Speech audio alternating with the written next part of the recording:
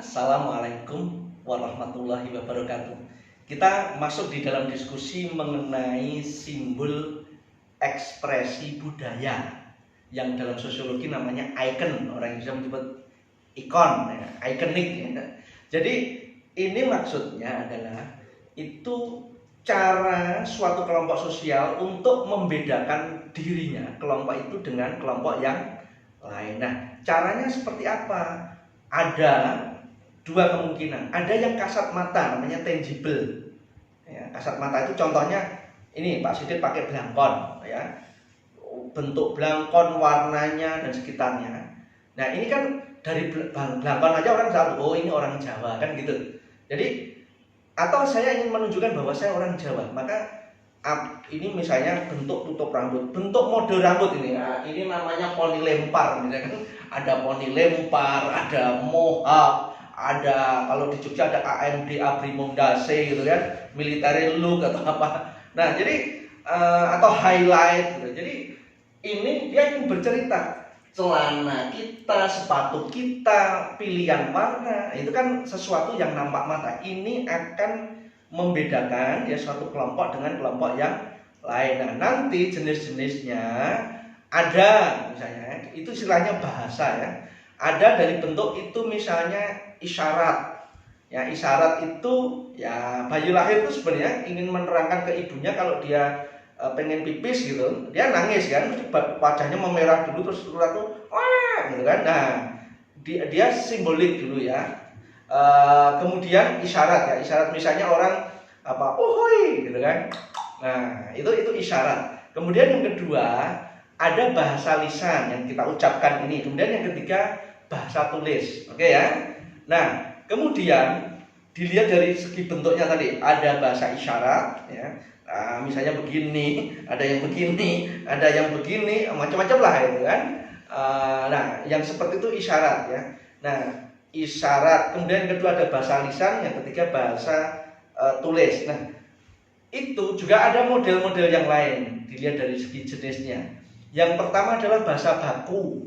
Bahasa baku itu yang diresmikan oleh pemerintah atau asosiasi. Misalnya isyarat baku itu paling gampang rambu-rambu lalu lintas. Itu kan soal belok kanan, belok kiri, merah, kuning, hijau. Itu kan soal kesepakatan aja. Kesepakatan diresmikan, dibakukan. Nah itu maka kemudian ada isyarat yang dibakukan ya. Seragam militer, seragam anak SD itu merah, putih merah, SMP putih biru, SMA putih abu-abu. Nah itu kan kesepakatan. Itu namanya isyarat yang baku. Oke. Kemudian ada isyarat yang tidak baku tapi semua orang paham, itu namanya pasaran, bahasa pasaran ya.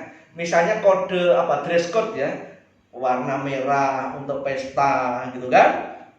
Kan nggak mungkin orang takziah melayat pakai baju merah, itu kan marah gitu kan. Baju putih atau baju hitam untuk orang melayat, itu kan sebenarnya nggak ada yang membakukan, cuma itu disepakati gitu kan. Atau bahasa-bahasa lisan misalnya gue sebenarnya sudah bete lo lah dengan lo gitu kan. Oh siapa dia? Oh ATM, siapa ATM? Adik tapi mesra lo kan, bukan berbeda dengan ATM di bank kan. Jadi itu namanya bahasa pasar ya, bukan baku tapi orang paham.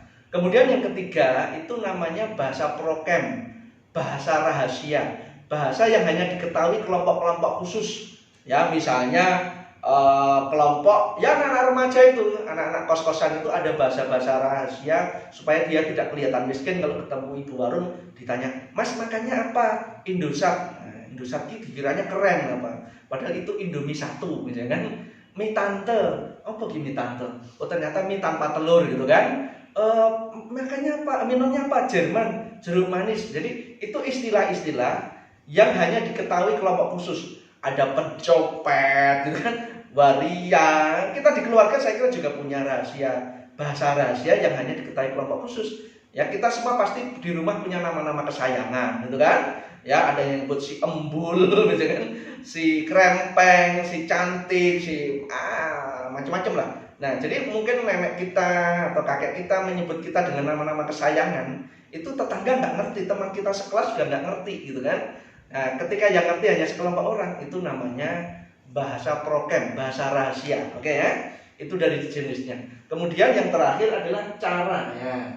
cara memahami makna di balik sebuah simbol ini, misalnya ini bangunan apa? Oh, ini bangunan Tionghoa, ya, orang-orang Cina. Nah, kenapa ini tangganya ada 9? Kenapa harus 9?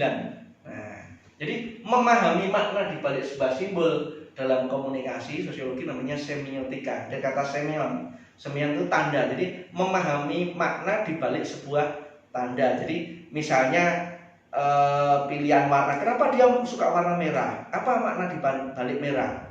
Kenapa dia suka warna pink gitu ya? Jadi makna-makna di balik sebuah simbol itu namanya semiotika. Demikian yang bisa kita sampaikan. Wassalamualaikum warahmatullahi wabarakatuh.